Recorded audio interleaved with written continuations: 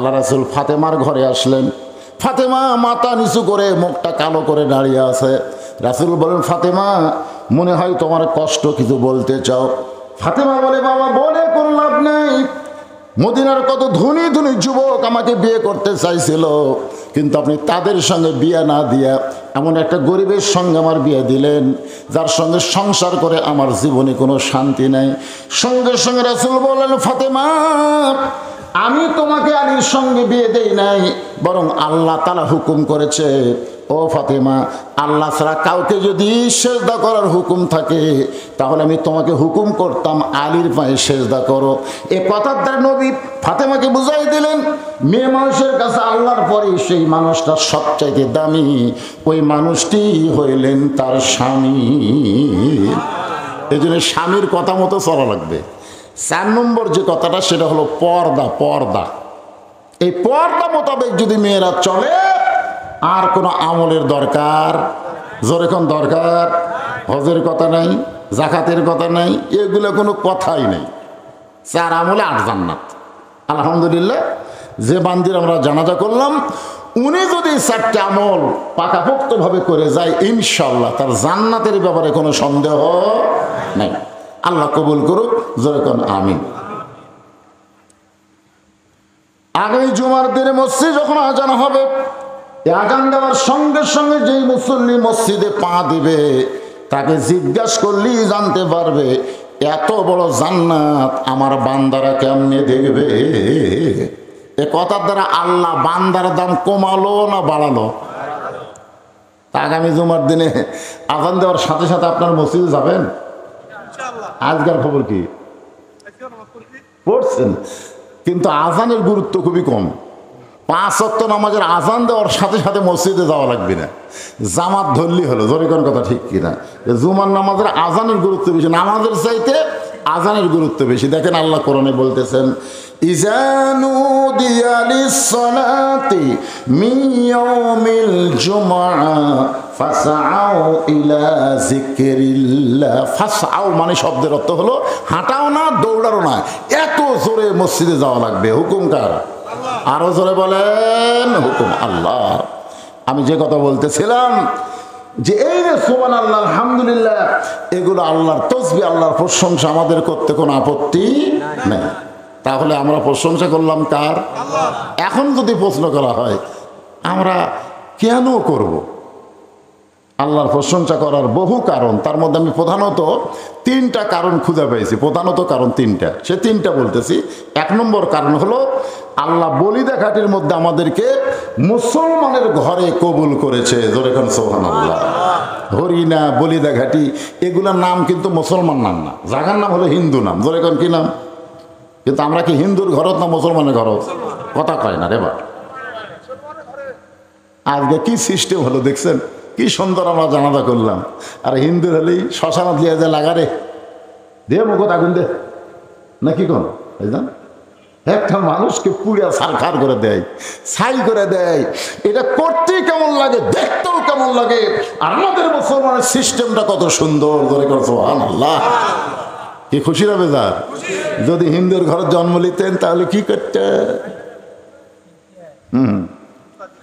একটু মনোযোগ দিয়ে শুনবেন, যে আল্লাহ হিন্দু বৌদ্ধ খ্রিস্টানদের ঘরে না পাঠায় মুসলমানের ঘরে আমাদের কবুল করলেন, এই জন্য আল্লাহ শুকরিয়া কম না বেশি?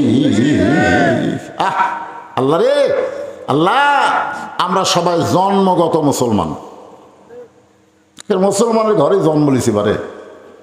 জন্মগত যারা মুসলমান তাদের কোনো টেনশন নাই, কিন্তু অন্য ধর্মে জন্ম লিয়া মুসলমান হয়ে মরা খুবই কঠিন। যার প্রমাণ হলো নবীর চাচা আবু তালেব। আপনারা বলেন তো, যিনি নবীকে বাবার দয়া দিয়ে লালন পালন করছে তার নাম কি? আবু তালেব। আবু তালেব কাফের না মুসলমান? আচ্ছা, কাফেরের নাম মুসলমান রাখা যাবে? যাবে? আবু লাহাবের নাম কেউ আপনার খুঁজে পাবেন আপনাদের গোটা এলাকায়? আবু লাহাব নামে কোনো ব্যক্তি আছে? আবু লাহাবও নবীর চাচা, আবার আবু তালেবও নবীর চাচা। আবু লাহাবও কাফের, আবু তালেবও কাফের। তা আবু তালেব নাম বহু আছে, আছে না নাই? ধরে আছে না নাই? আপনাকে এলাকাতে দেখবেন আবু তালেব আছে, আছে না নাই? এটা আবু লাহাব, আবু জাহেল নাই। আবু জেহেলও কাফের, আবু লাহাবও কাফের, আবু তালেবও কাফের, কিন্তু ওই দুই কাফেরের নাম খুঁজে পাওয়া যায় না। আরে আবু তালেব কাফেরের নাম মাঝে মধ্যে আছে, ব্যাপার কি? কারণ হলো আল্লাহ নবী বলেছেন, মায়ের পেট থেকে আমি এতিম হয়েছি, কিন্তু দুনিয়াতে আসার পরে এতিম ছিলাম না। আমার চাচা আবু তালেব আমাকে এমনভাবে লালন পালন করেছে, আমার যে বাবা নাই এটা কোনোদিন আমি বুঝতে পারিনি। সাল্লাল্লাহু আলাইহি। সে আবু তালেব মৃত্যুর বিছানায় যখন শুয়ে গেছে, আল্লাহ নবী বলতেছে, চাচা আমাকে এত দরদ করে আপনি লালন পালন করলেন, আপনি জাহান্নামের আগুনে পড়েন এটা আমি চাই না, বরং শুধু একটা বার আপনি বলেন লা ইলাহা ইল্লাল্লাহ মুহাম্মাদুর রাসূলুল্লাহ, আমি নবী ওয়াদা করতেছি আপনার হাত ধরে জান্নাতে পৌঁছে দিব। আবু তালেব বললেন, বাজান মরে যখন যাচ্ছি বাপ দাদার ধর্ম ছাড়বো না, এখান থেকে প্রমাণ হলো অন্য ধর্মে জন্ম নিয়ে মুসলমান হয়ে মরা কঠিন, আর মুসলমানের মধ্যে জন্ম নিয়ে মুসলমান হয়ে তার জন্য মরা সহজ। এই যে আল্লাহ আমাদের জন্য সহজ বিধান রাখলেন, খুশি না বেজার? এই জন্য জবান করলে সমস্বরে সকলে আল্লাহর প্রশংসা করছি, আলহামদুলিল্লাহ। আল্লাহর প্রশংসা করার 2 নম্বর কারণ হলো আমাদের কপালে এত ভালো। আমি মাঝে মধ্যে ড্রেসিং টেবিলের সামনে গিয়ে আমার চেহারা দেখে কপালে এরকম হাত দিয়ে চুমা খাই।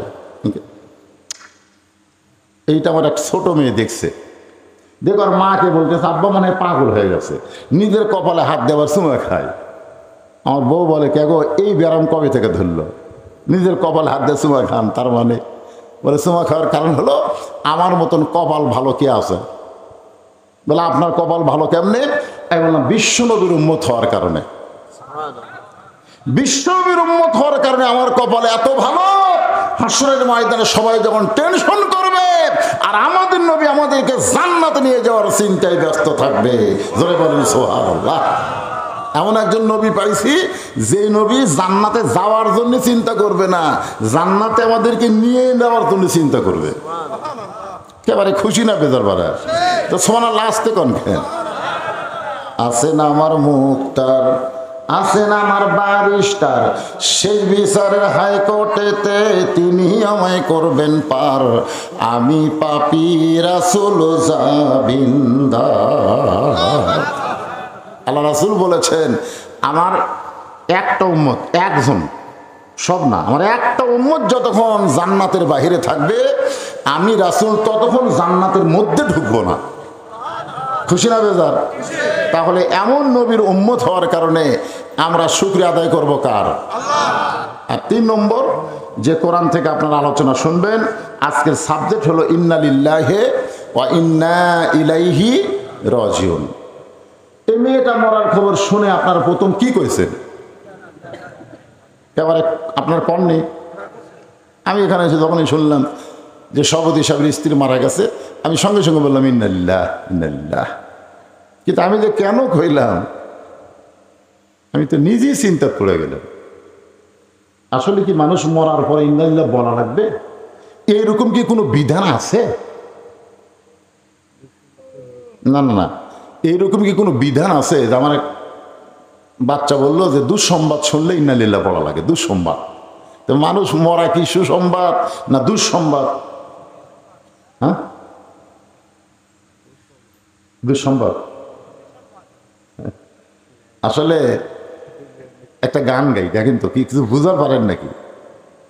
কোন বনেরই পাখি তুমি আইলা রে কোন বনে, আবার কোন বনেতে যাইতে হবে পড়ছে নাকি মনে। মিন শারিল ওয়াসওয়াসিল খান্নাস, ভিতরে শয়তান বলে চল বাড়ি যাই, চল বাড়ি যাই। আপনি যখন বাড়ির দিকে যাবেন, 2 কান্দে 2 ফেরেশতা বলবে, কে রে পাগলা? হ্যাঁ, কত সুন্দর কথা কোরআন থেকে বক্তারা বলতিছে। আর ওইটা না শুনতে যে বাড়িতে যাচ্ছি, ওই বাড়িতে কি তুই থাকতে পারবি? তুই তো প্রত্যেকটা ধাপে ধাপে তোর হায়াতকে অতিক্রম করে তুই মৃত্যুর দিকে হাঁটতেছিস। জোরে কোন কথা ঠিক কিনা?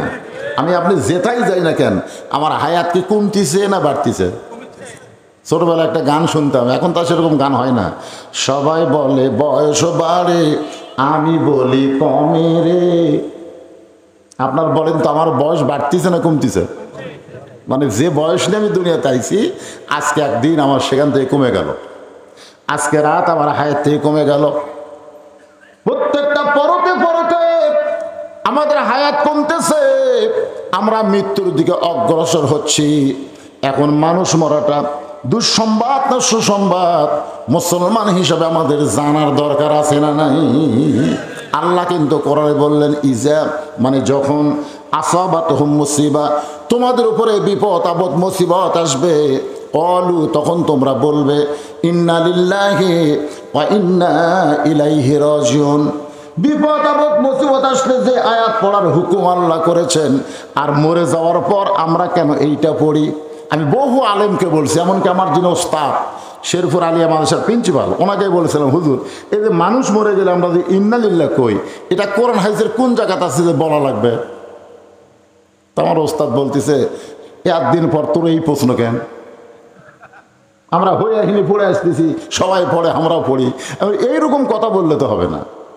আমরা আগে থেকে শবে বরাত পালন করে আসতেছি, এখন আসে বলতে শবে বরাত রাত যে জাগবে ব্যবসাখানার কাটানোর চাইতেও খারাপ, ব্যবসাখানা থাকলেও নাকি আর চাইতে ভালো। এখন আসে কথা কন না কেন, এই শায়েখ যারা তারা কি বলতেছে, শবে বরাতের রাতে ইবাদত করা চাইতে ব্যবসাখানায় যাওয়া ভালো। ব্যবসাখানা বোঝেন আপনারা? বোঝেন তো? নাউজুবিল্লাহ কন না কেন? পতিতালয়ে কাটানো ভালো, মসজিদে না কাটায় পতিতালয়ে কাটান। এইবার আবার রমজান মাসে এক শায়েখ হলো 26 তারিখ দিবাগত রাত জাগা বেদাত। কি বুঝতেছেন? তো সারা জীবন যেটা করে আসতেছি তার দলিল থাকা লাগবে না? এই কথা কর না কেন? দলিল থাকা লাগবে, দলিল ছাড়া কাম করলে হবে? আপনি একটা জমির দলিল আছে না নাই? কথা কয় না কেন? দলিল আছে না? দুনিয়ার একটা জমি, দুনিয়ার একটা জায়গার যদি আপনার দলিল থাকে, আর আখিরাতে আপনি জান্নাতে যাবেন, সেই জান্নাতে আমল করার দলিল থাকা লাগবে না? দলিলের বাপদাদারা করতেছে, আমরাও করতেছি।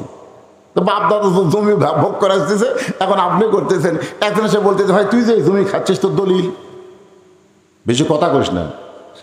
ওর দাদা জমিদার ছিল, ওর বাপও জমিদার ছিল, এই শালায় আর জমিদার আছে, তোর দলিল নাই, জাকাতুল লয়। আপনি তখন কি করবেন?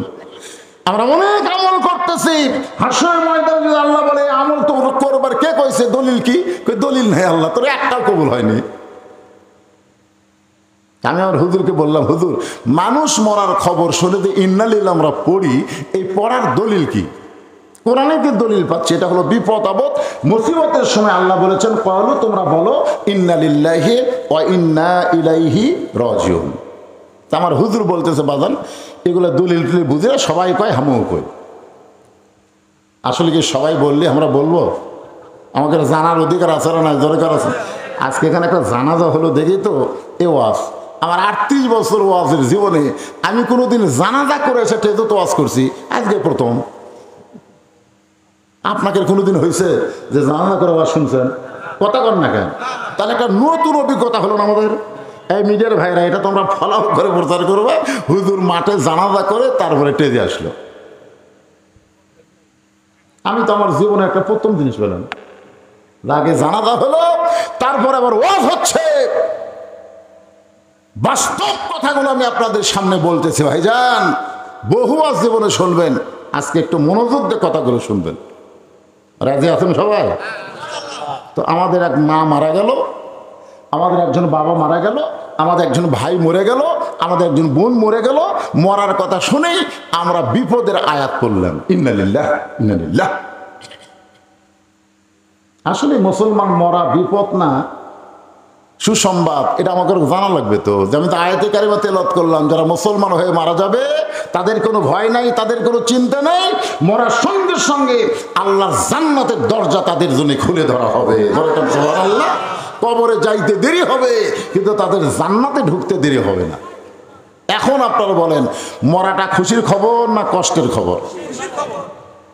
তাহলে খুশির খবর শুনে এই বিপদের আয়াত আমরা কেন বললাম? অনেকে এখন চিন্তায় পড়ে গেছেন, গোলক ধাঁধায় পড়ে গেছেন, মনে মনে ভাবতেছেন যে মরাটাই হলো সব চাইতে বড় বিপদ।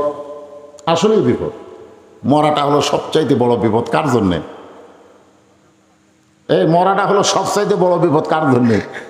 যে নামাজ পড়েনি, যে রোজা করেনি, যে আল্লাহর কোনো হুকুম মানেনি, ওই বদমাইশের জন্য মরাটা হলো সবচাইতে বড় বিপদ। কারণ মরার সাথে সাথে ওর আযাব শুরু হবে। কথা বল না কেন? আর আযাব শুরু হবে, মৃত্যুর সময় আযাব, কবরে আযাব, সব জায়গায় খেলে আযাব। এই যে সুদ খাচ্ছে, ঘুষ খাচ্ছে, টাকার পাহাড় জমাইছে, কবরে যাওয়ার সাথে সাথে বিষাক্ত সাপের সাথে সাইজ করবে। কথা ঠিক কিনা?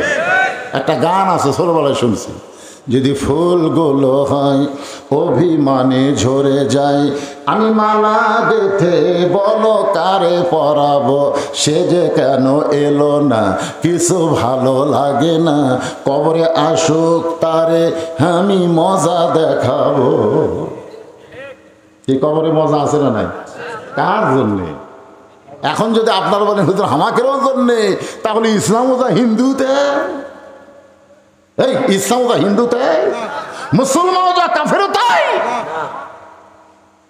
গোলেমালে আলু করলে হবে না। আজকে জান্নাতের বাগানে বসে যারা রাত জাগা শুনতেছেন, আর যাই হোক তাদের কবর কবর হবে না, আল্লাহ তাদের কবরকে জান্নাতের টুকরা বানায় দেবে। কেমনে বানায় দিবে? এমনি দিবে না, কেমনে দিবে? এইটা মুসলমানের বাচ্চা হিসেবে আমাদের জানার অধিকার আছে না নাই? অধিকার আছে নাই? একটু মনোযোগ দিয়ে শুনবেন, মনোযোগ দিয়ে শুনলেই বুঝতে পারবেন কঠিন কোন সাবজেক্ট আপনাদের সামনে বলতেছে না। ভাই যাইতেই যখন হবে, বাড়ির থেকে বের হলি বউ কান গরম করে দেয়, দেখাশোনা আওয়াজ করবেন, আমি কি দেখবো? বলে দেখবেন বর্তমান সরকারের কোনো নেতা তেজত আছে কিনা, আশেপাশে পুলিশের গাড়ি, র্যাবের গাড়ি আছে কিনা, এগুলাকে দেখবেন, তারপর ওয়াজ করবেন। এগুলা থাকলে তেল আওয়াজ মারা বাড়িতে আসবেন। আমি বললাম আমি যে বাড়িতে আসতে পারবো তার গ্যারান্টি কি? বলে না, এগুলা কঠিন ওয়াজ না করলে তো পুলিশ ধরবি না, পুলিশ না ধরলেই তো আপনি চলে আসবেন। আমি বলি পুলিশ না ধরে যদি আজরাইল ধরে, যেই কইছে আজরাইল বউ চমকে করছে, এতদিন খালি পুলিশ ধরারই টেনশন করছি গো, আজরাইল ধরার কোনো টেনশন করিনি। আপনারা কি ধরার টেনশন করেন, পুলিশ না আজরাইল? এই ভোটের আগে আমাদের বগুড়াতে কি হলো জানেন? যারা বিএনপি করে, জামাত করে, এরকম পুলিশ একেবারে বাছাই করে করে ধরা শুরু করলো। আমার এলাকার একজন নেতা ওই জেতা অবস্থায় গোরস্থানে একটা কবর খুঁড়িছে, একের গোরস্থানের মাঝখানে একটা কবর করে, সেই কবরের নিচে খেয়ার দিছে, তার উপর কম্বল দিয়ে, তার উপর ল্যাপ নেয়, আরামসে ঘুম পাড়ে। রাত্রেবেলা বউকে মোবাইল করে, কেন খবর কি? বউ চুম করে বলে আপনার খবর কি? বলে মাশাআল্লাহ, কোনো টেনশন নেই, এমন জায়গাতে আছি পুলিশের বাপেরও ক্ষমতা নেই এ জায়গাতে আসে। বউ বলতেছে তারও ভালো থাকেন। সন্ধ্যা থেকে এ পর্যন্ত 3 বার পুলিশ আইছিল। স্বামী বলতেছে যতই চেষ্টা করুক হামাক খুঁজে পাবি না। আসলে গোরস্থানের মধ্যে জেতা অবস্থায় শুয়ে থাকা আপনি কোন লক্ষণ ভালো মনে করেন? আপনাকে বোঝানোর জন্য বলতেছি, আজকের এই লাশ দাফন করার জন্য বোঝানোর জন্য বলতেছি। মনে করেন আল্লাহ আজরাইলকে বলতেছে যা তো পুলিশের চেহারায় ওর কাছে যা। কার চেহারায়? বর্তমানে মানুষ খালি বাংলার লোকেরা পুলিশ ধরার চিন্তা করতেছে, আজরাইল ধরার চিন্তাই করতেছে না। যা ওর কাছে পুলিশের পোশাক পরে যা। তা আজরাইল পুলিশের পোশাক পরে ওই গোরস্থানে যায়, বলতে কে ভাই, মাথা বের করে বলে এই জায়গার তো খবর কে দিল? আমি তো মনে করছিলাম গোরস্থান নিরাপদ, আর এই জায়গার তুই পুলিশ কেমনে খবর পালি? বলে আমি তো পুলিশ না ভাই, আমি হলো আজরাইল। তখন কান দেওয়া হলো, ভাই রে, বর্তমান বাংলাদেশে পুলিশ ধরার ভয়ে আজরাইল যে ধরবে এইটা আমাকে মনেই নেই। আজকাল মা দুনিয়ার থেকে বিদায় নিল, এরপর আপনাকে মনে কি কয়? যে কোনো সময় ধরবার পারে? কথা কোন ধরবার পারে? তো কারা কারা ঈশা নামাজ পড়েননি জানা না? যারা বলতেছেন যে কোনো সময় ধরবার পারে, এই কথা বলার পরে যদি এশার নামাজ না পড়েন, তাহলে আপনি মনে হয় খুব জাননেওয়ালা আছেন যে ফজর পর্যন্ত আমি বাঁচব। ফজর পর্যন্ত বাঁচার কোনো গ্যারান্টি আছে? তাহলে এশার নামাজও পড়লেন না, ফজর আগেও মরে গেলেন। তখন আমরা হুজুরা জানাজা দিয়া দোয়া করতেছি, আল্লাহ আল্লাহ কাই তোর চোখের পানি সাগর বানা, আমার রহমতের দরিয়ায় জোশ মারবে না। কারণ লা সালাত আলা ঈমানা, যার নামাজ নাই তার ঈমান নাই। যে ব্যক্তি নামাজ বাদ দিয়ে কবর আইছে ওই বেঈমান হয়ে গোরস্থানে আইছে। ধরে কোন কথা ঠিক কিনা? ওর জন্য কান্দা জানাজা দিয়ে কোনো লাভ হবে না। ওই যে ঈশার নামাজ পড়ে ফজর আগে মারা যাইতো, ওর জানাজা না থাকলেও ওর নামাজ আদায়ের কারণে আমি আল্লাহর জান্নাত দিয়ে দিতাম। নাম দিয়েছেন গোরস্থান এবং মসজিদ। এখন বলেন গোরস্থানের সাথে মসজিদের সম্পর্ক আছে না নাই? যেখানে আছে না নাই? কি সম্পর্ক? মসজিদের ঈশার নামাজ আদায় হবে। যে কোনো সময় আমাদের মৃত্যু হবে। এই মৃত্যুটা যদি মুসলমান হয়ে মরতে চায় একটু মনোযোগ দিবেন। মৃত্যু কিন্তু কঠিন বিষয় না। মরার খবর শুনলেই আমরা ইন্না লিল্লাহ পড়ি। আসলে মৃত্যুটা যদি মুসলমানের মৃত্যু হয়, ওই ব্যক্তির কবরে যাওয়ার আগে আল্লাহ তার রুহুটাকে ইল্লিন নামক জান্নাতের বাগানে রাইখা দিবে। কবরে আবার রুহুটা ফেরত দিবে। ওই রুহু তার দেহের মধ্যে ঢোকানোর পরে তাকে আবার জীবিত করা হবে। মুনকির নাকির তাকে 3টা প্রশ্ন করবে। 1 নম্বর প্রশ্ন হলো মান রব্বুকা, তোমার রবকে। যেই প্রশ্ন করবে তোমার রবকে, আপনার অনেকে বলতেছেন হুজুর প্রশ্ন করা মাত্রই উত্তর দিব আল্লাহ, প্রশ্ন করলে উত্তর দিব আল্লাহ। আপনি উত্তর দিবার পারলে উত্তর দিবেন না। উত্তর দেওয়াটা আপনার জন্য বিপদের কারণ হয়ে যাবে। কারণ যেই ব্যক্তি নামাজ নিয়ে কবরে গেছে তাকে নতুন করে রবের উত্তর দেওয়া লাগবে না। মসজিদে ঢোকার সাথে সাথেই ওই লোকটা নিয়ত করার পরেই বলেছে আলহামদুলিল্লাহি রব্বিল। রুকুতে যখন গেছে তখনই বলেছে সুবহান রাব্বিয়াল আযীম। আবার সেজদায় যখন গেল তখন বলল সুবহান রাব্বিয়াল আলা। দুনিয়ায় এতবার রব রব করে যে দুনিয়া থেকে কবরে গেছে তাকে রবের উত্তর নিজে দেওয়া লাগবে না, নামাজ তার পক্ষে উত্তর দিয়ে দিবে। আল্লাহ বলে মুনকির নাকির যে নামাজ নিয়ে কবরের মধ্যে আইছে সে রবের উত্তর হয়ে গেছে। এখন আপনারা বলেন নামাজ ছাড়া কবরে যাবেন? মাশাআল্লাহ, একমাত্র নামাজ, একমাত্র নামাজ। ইন্না সালাতা তানহানিল ফাহশাই ওয়াল মুনকার। একমাত্র নামাজই পারে মানুষকে যাবতীয় খারাপি থেকে বাঁচাই দিতে। আজকে আমাদের সেই নামাজের দরকার আছে না নাই? আর 2 নম্বর হলো মা দিনুকা, তোমার দিন কি। বুখারী শরীফে একটা হাদিস পড়ি, তারপরে দিন সম্পর্কে 3টা প্রশ্নের উত্তর ইন্না লিল্লাহ বিষয় নিয়ে আলোচনা হবে। মুনকির নাকির প্রশ্ন করবে আমার নবীকা, তোমার নবীকে। তারপরে প্রশ্ন করবে আমার দিনুকা, তোমার দিন কি। এই দিন সম্পর্কে যখন প্রশ্ন করবে আল্লাহর নবী বলেছেন মা আহাদান ইয়াদখুলুল জান্নাত ইউহিব্বু ইয়ারজি ইলা দুনিয়া ওয়া লাহু মা'আল আরদ মিন শাইইন ইল্লা শাহীদুন ইয়াতামান্না আন ইয়ারজি ইলা দুনিয়া ফায়ুক্তাল আশারা মাররাতান লিমা ইয়ারা মিনাল কারামাতি। রাওয়াহুল বুখারী কিতাবুল মাগাজি। আপনারা বলেন তো, মুয়াজ্জিন সব যখন মসজিদে আজান দেয়, এই আজান দেওয়ার সাথে সাথে মসজিদে যাওয়া শুধু বাপের জন্যই ফরজ? নামাজ আদায় করা খালি বাপের জন্যও ফরজ না ছেলের জন্যও? আমার দিনকে খুব খেয়াল করবেন। আপনি যে ঈশার নামাজ মসজিদে আদায় করলেন আলহামদুলিল্লাহ, আদায় করার পরে রাতের খাবার খাচ্ছেন না? খান কি খান না? কথা বল। আপনার জোহরের নামাজ পড়ে দুপুরের খাওয়া খাবেন, আর ঈশার নামাজ পড়ে রাতের খাওয়া খাবেন। এই নিয়ম করবেন। ঈশার নামাজের আগে রাতের খাওয়া খাবো না, জোহরের নামাজ আদায় না করলে আমি দুপুরে খাবো না। আপনার কাছে খাওয়া আগে না নামাজ আগে? এটা একটা নির্ধারিত রুটিন করে নেবেন। তা আপনি ঈশার নামাজ পড়ে যায় বাড়িতে খাওয়ার বিছনায় আপনি বলতেছেন বাবু, মানে আপনার ছেলেকে আদর করে আপনি ডাকেন বাবু আসো ভাত খাই। আপনার ছেলে 22 বছরের ছেলে আপনার ডাক দেওয়ার সাথে সাথে আপনার কাছে এসে ভাত খাওয়ার বসলো। আপনার বউ আপনাকে ভাত দিচ্ছে, আপনিও ভাত খাচ্ছেন। ফেরেশতারা বলতেছে আল্লাহ, যেই বাপ একা একা মসজিদে যে নামাজ পড়লো ওই জায়গায় ছেলেরে ডাকলো না, আর খাওয়ার সময় ছেলেকে ডাকলো, এটা কেমন বাপ?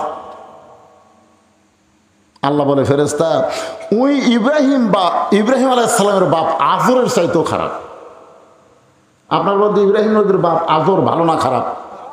চড়কের উপরে যখন বসে আছে, নিচের নবীর আগুনের চুলা দাও দাও করে জ্বলতেছে, এমন সময় রশি ধরে টানতেছে। বাবা ছেলেকে আগুনের মধ্যে ফেলে দেওয়ার জন্য রশি ধরে টানতেছে। ইব্রাহিম আলাইহিস সালাম কাঁদতেছে, ফেরেশতা জিবরাইল বলতেছে, ওগো আল্লাহর নবী, নিচে দাও দাও করে আগুন জ্বলতেছে, এই দৃশ্য দেখার পর আপনি কাঁদতেছেন? ইব্রাহিম বলে, জিবরাইল, আমি আগুনের দিকে একবারও তাকাইনি, আমি তাকাই আছি আমার বাপের দিকে।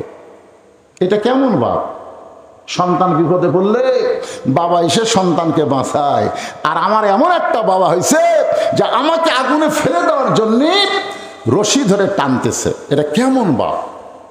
ফেরেশতা জিবরাইল বললেন, পৃথিবীর মধ্যে আপনি হলেন একজন খারাপ বাপ পাইছেন, আপনার মতো দুর্ভাগা সন্তান কেউ নাই। আমাদের জাতির পিতা হযরত ইব্রাহিম বললেন, আমি যখন দুর্ভাগা সন্তান, এরকম দুর্ভাগা সন্তান আদমের অনেক হবে, আমার অনেক হবে, যাদের বাবারা জাহান্নামের আগুন থেকে নিজে বাঁচতে চাবে কিন্তু তার সন্তান সন্ততিকে বাঁচানোর চেষ্টা করবে না, এরা হলো ইব্রাহিম আলাইহিস সালামের বাপের চাইতেও খারাপ বাপ। নিজে নামাজ পড়ে, ছেলের নামাজের কথা কয় না। আপনারা বলেন, অমা দিনুকা, দিনকে যদি কায়েম করতে চান তাহলে 1,00,000 কায়েম হবে না, সবাইকে নিয়ে আকিমুস সালাত, আকিমুদ্দিন, নামাজ কায়েম করো, দিন কায়েম করো। সবাইকে নিয়ে যদি নামাজ হতে পারেন তাহলে 2 নম্বর 3 নম্বর উত্তর আপনার জন্য সহজ হয়ে যায় ভাইজান।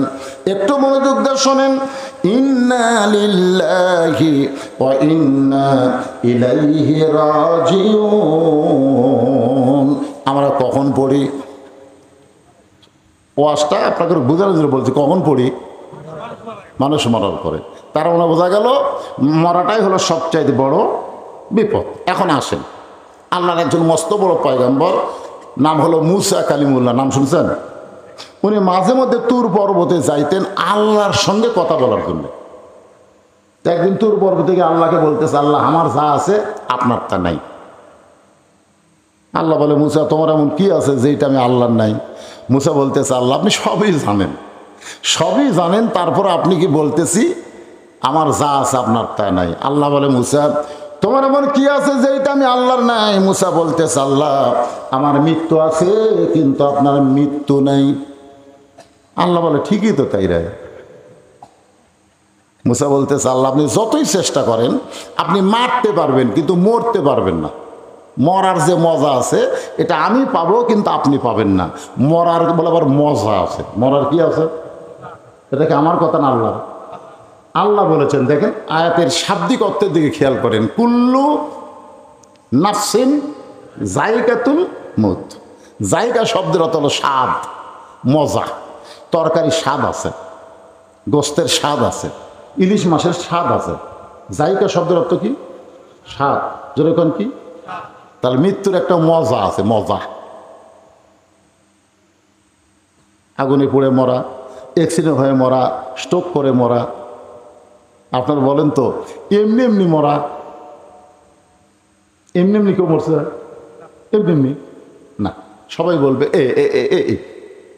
আল্লাহ আলাইহিস সালাম বললেন, আল্লাহ, আমি যখন সন্তানের কাছ থেকে মাকে নিয়ে আসবো, সন্তানের কাছ থেকে বাবাকে নিয়ে আসবো, আবার বাবার কাছ থেকে সন্তানকে নিয়ে আসবো, তখন আমাকে তো সেই রকম গাল দিবে। আল্লাহ বলে, তো গালানোর টাইমই পাবে না। আজকে কেউ আজরাইলের কথা কইছে? সব একই কথা বলতে, স্ট্রোক করে মরছে রে, স্ট্রোক করে মারা গেছে। আর আগে একবার স্ট্রোক করছিল হুজুর, সে এবার বাঁচছিল, কিন্তু এবার আর বাঁচল না। আসলে কি স্ট্রোক করে মারা গেছে? আমাদের বাংলাদেশে 3টা রহমান মরছে, 3টা। একটা হলো বঙ্গবন্ধু শেখ মুজিবুর রহমান, একটা হলো জিয়াউর রহমান, একটা হলো জিল্লুর রহমান। কি নাম জানেন আপনারা? 3টা রহমানের নাম জানেন? একটা হলো বঙ্গবন্ধু শেখ মুজিবুর রহমান, একটা হলো জিয়াউর, আর একটা জিল্লুর। যদি বাংলাদেশের লোকজনকে বলেন শেখ মুজিবুর রহমান মারছে, জিয়াউর রহমান মারছে, জিল্লুর রহমান মরছে, আপনারা বলেন তো মারা আর মরা এর মধ্যে তফাৎ কি? এই ভাই, মরা লাগবে রে, সবাইকে মরা লাগবে, একটা হাউ করেন। মারা আর মরার মধ্যে তফাৎ আছে না? এ দরকার আছে না? কে মারতেছে? আল্লাহ কোরআনে ডাইরেক্ট বলেছেন, খুব খেয়াল করে শুনবেন, খালাকাল মাউতা ওয়াল হায়াতা লিয়াবলুয়াকুম আইয়ুকুম আহসানু আমালান ওয়া হুয়াল আজিজুল গফুর। আল্লাহ বলে, মুসা, মৃত্যু তোমার কাছে কেমন মনে হয়? মুসা বলতেছে, আল্লাহ, দুনিয়ার জীবনে যত নিয়ামত দান করেছেন তার মধ্যে উত্তম নিয়ামতের নাম হলো মৃত্যু। আল্লাহ বলে মুসা, মানুষ দুনিয়া থেকে মরবার চায় না, সেই মৃত্যু তোমার কাছে উত্তম মনে হওয়ার কারণ কি? মুসা বলতেছে আল্লাহ, কারণ হলো তিনটা। জোরে বলেন কয়টা? এক নম্বর কারণ হলো না মরলে জান্নাতে যাওয়া যাবে না। এত সুন্দর জান্নাত আপনি বানায় রাখছেন, সে জান্নাতে যদি যাবার চাই, মরা ছাড়া জান্নাতে যাওয়ার কোনো রাস্তা। আমরা সকলে জান্নাত চাই কি চাই না ভাই? চাই না? এ রমজান মাসে কি দোয়া করছেন?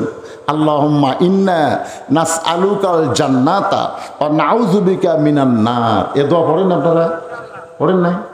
আল্লাহুম্মা ইন্না নাসআলুকাল জান্নাতা ওয়া নাউযু বিকা মিনান নার। এর বাংলা অর্থ হলো, আল্লাহ তোমার কাছে আমরা জান্নাতকে কামনা করি, জাহান্নামের আগুন থেকে বাঁচতে চাই। এই দোয়াটা যখন করেছেন তাহলে জান্নাতে সবাই যাবেন, নিয়ত আছে না নাই? এখন যদি আল্লাহ বলে আচ্ছা ঠিক আছে, তোমাকে দোয়া কবুল করে আমি আল্লাহ তোমাকে জান্নাত দিয়ে দিলাম, যাও, তখন তো আপনারাই বলবেন আল্লাহ জান্নাত দিলেন ঠিক, আমরা যাবো কোন দরজা দিয়ে? মুসা বলেন আল্লাহ জান্নাতে যাইতে গেলে মরা লাগবে, মরা ছাড়া জান্নাতে যাওয়া যাবে না। এখন আমি আপনাদের মিছিল করে নেব, এই জানাজা করলেন, ভিতরে কোনো আফসোস থাকবে না। আমি যেই বলবো জান্নাতে যাইতে গেলে কি চাই, আপনার যাদেরকে আল্লাহ জবান দিয়েছে সবাই জবান খুলে বলবেন মরতে চাই। কি বলবেন? পারবেন না? জান্নাতে যাইতে গেলে কি চাই? যারা বলতেছেন না তারা কিন্তু বিপদে পড়বেন। বিপদে পড়ছে ঈসা আলাইহিস সালাম। কার মধ্যে পড়ছে? এই ঈসা আলাইহিস সালাম কোন জায়গায় পড়ছে? বিপদে। লাইলাতুল মিরাজে নবী যখন সমস্ত নবী রাসূল ইমামতি করলেন, ফেরেশতা জিবরাইল বললেন হুজুর আপনি যে আজকে ইমামতি করলেন বাইতুল মুকাদ্দাসে, যে মুকাদ্দাস এখন ইহুদিরা দখল করতে চায়, ওই ঘরের মধ্যে আমাদের নবী ইমামুল আম্বিয়া ইমামুল মুরসালিন ডিগ্রি পাইছে। দরেকন সুবহানাল্লাহ। নবী বললেন জিবরাইল এরা কারা? বলে সমস্ত নবী রাসূল। আল্লাহ রাসূল বলেন আমি একটু দেখবার চাই। এরকম বিশাল একটা মেম্বার নিয়ে আসা হলো। জিবরাইল বলেন হুজুর এই মেম্বার আপনি চড়ে সমস্ত নবী রাসূলকে দেখেন।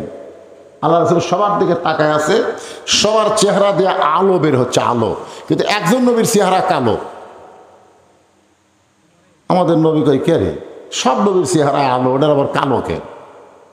নবী ডাক দিলেন ভাই আপনার চেহারায় কোনো আলো নাই, কালো, আপনার নাম কি? বলে আমার নাম ঈসা আলাইহিস সালাম। তাহলে সমস্ত নবীর চেহারায় আলো, আপনার চেহারা কালো, কারণ কি? ঈসা বলতেছে সমস্ত নবী রাসূল জান্নাত থেকে আপনার পিছনে নামাজ পড়তে আইছে, কিন্তু আমি জান্নাত থেকে আসতে পারি নাই। নবী বলেন আপনি জান্নাত থেকে কেন আসতে পারলেন না? ঈসা বলতেছে এখন পর্যন্ত আমার মৃত্যু হয় নাই, আমি জান্নাতে কেমনে যাব? এখান থেকে প্রমাণ হলো জান্নাতে যাইতে গেলে মরা। এবারে এই সহজ কথাটা আপনারা বলবেন না? বলবেন? তারপর আমি যে বলবো জান্নাতে যাইতে গেলে কি চাই, সবাই জবান খুলে বলবেন মরতে চাই। জান্নাতে যাইতে গেলে কি চাই? আল্লাহ আপনি সব দেখতেছেন। আল্লাহ কে আসতে বলে, কে জোরে বলে, যাই জোরে বলবে তার মৃত্যুটা যেন জান্নাতের জন্য হয়। আর যারা আস্তে আস্তে ম্যান করে বলবি ওই কবরে যেদিন পিটন খায় তারপরে জান্নাতে যায়। এইবার দিকে তো গলা খাঁকারে দেন। জান্নাতে যাইতে গেলে কি চাই?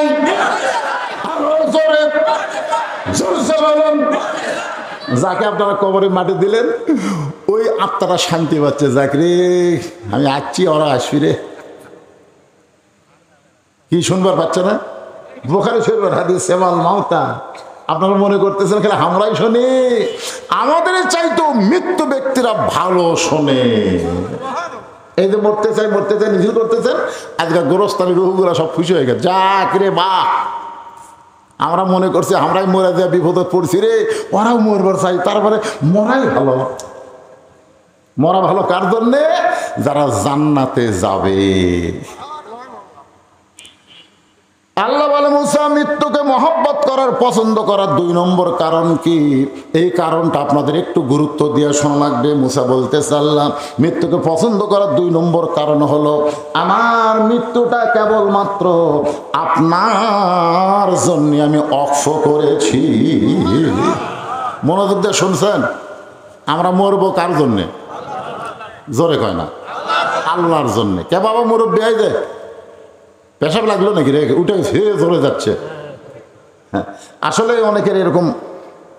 আপনারা বলেন তো, ঘুমের মধ্যে আপনারা কেউ বিছনায় পেশাব করেন? করছেন কেউ?